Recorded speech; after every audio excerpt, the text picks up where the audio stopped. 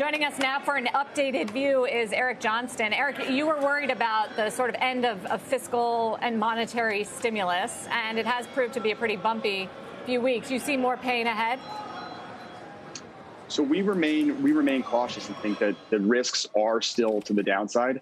As you mentioned, monetary policy is going through a major inflection point, and we're going to actually see the tightening starting in just a few weeks in November. But even outside of that, what you're seeing going on, inflation is becoming persistent. We're seeing that in the commodities market, oil breaking out to new highs, cotton moving to new highs, nat gas has doubled.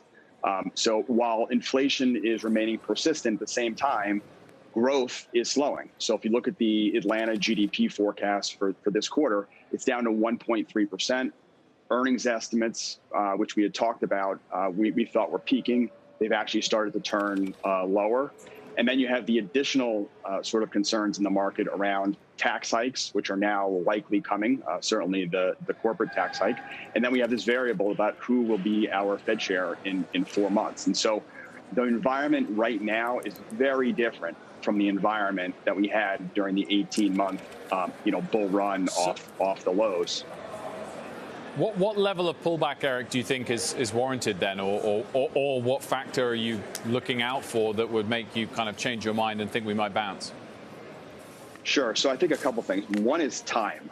So whenever you're going through a change like this in the market, investors need to bring down risk and sort of rejigger their portfolio, and that takes time.